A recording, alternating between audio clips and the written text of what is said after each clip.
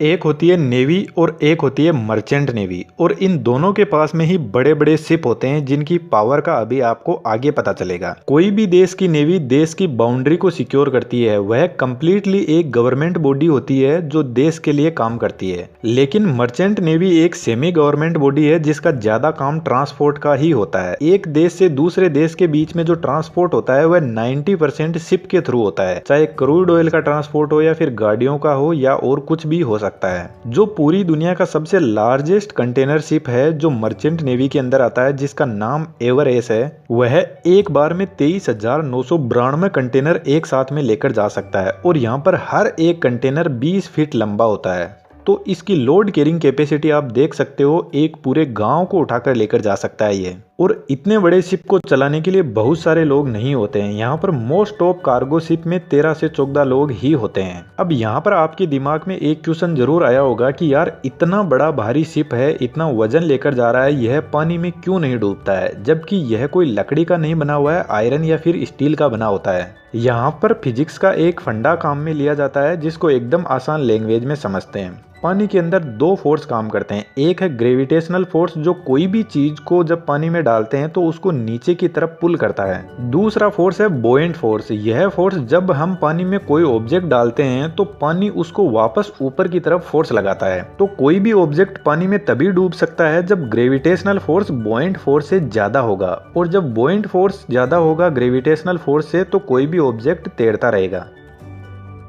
बोएंट force कहता है कि कोई भी ऑब्जेक्ट को जब पानी में डाला जाता है तो वह जितना पानी डिस्प्लेस करता है वह उसके वेट के बराबर होता है। चलो इसको थोड़ा और आसान करते हैं। जैसे यदि हमारे पास में आयरन की बॉल है जो 1 केजी की है, तो जब इसको पानी में डालेंगे तो यह 1 केजी वजन जितने पानी को डिस्प्लेस कर पाएगी, तो यह पानी में आराम से डूब जाएगी। लेकिन जो हमारा पानी का जहाज होता है ये बहुत ज्यादा पानी को डिस्प्लेस कर देता है। जब शिप को पानी में उतारा जाता है तो शिप पानी को बहुत ज्यादा डिस्प्लेस कर देता है, यानी शिप में 10 केजी वजन है तो वह 100 केजी वजन जितने पानी को दूर करने के लिए फैल जाता है, जिससे बोएंट फोर्स हावी हो जाता है और शिप तैरता रहता है।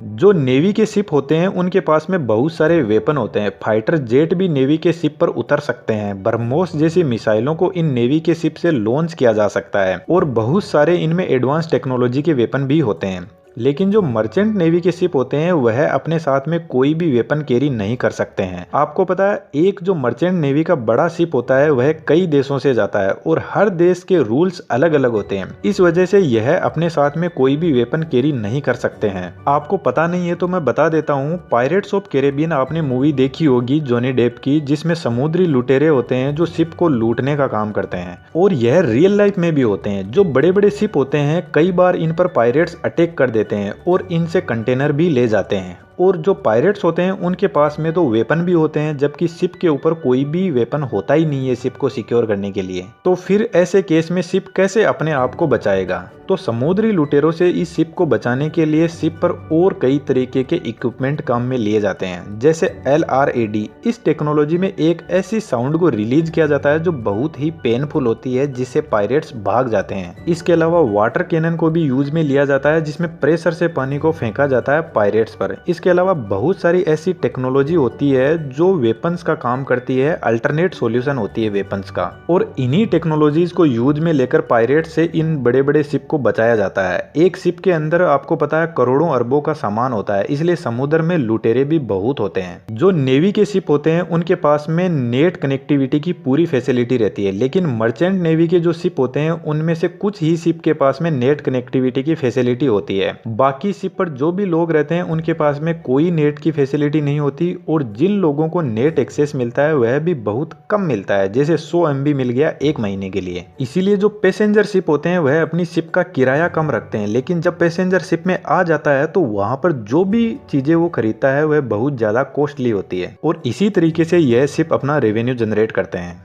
आपको पता है गाड़ियों में ब्रेक लगाना बहुत आसान होता है, लेकिन शिप में ब्रेक लगाना बहुत मुश्किल होता है। इसलिए इसमें रडार टेक्नोलॉजी को यूज में लिया जाता है ताकि दूर से ही पता लगा सके कि यदि कोई ऑब्जेक्ट सामने से आ रहा है तो ब्रेक लगाना है या नहीं। क्योंकि शिप की बॉडी, जिसको हल बोलते हैं, यह एक लिक्विड मीडियम के अंदर फ्लोट कर रही है, जिसकी वजह से यहाँ पर कोई स्ट्रॉन्ग फ्रिक्शन क्रिएट नहीं होता है। शिप को ब्रेक लगाने के लिए शिप के इंजन का बहुत बड़ा रोल होता है। जहाँ पर शिप के इंजन को रखा जाता है उसको बोलते हैं इंजन रूम, और यह इंजन रूम शिप के एकदम पीछे की तरफ होता है। मोस्ट ऑफ शिप में इंजन यूज होता है वह 2 स्ट्रोक इंजन काम में लिया जाता है, जिसमें 14 सिलेंडर तक इंजन हो सकता है। अब इंजन के अंदर यह 2 स्ट्रोक और सिलेंडर क्या होते हैं इसके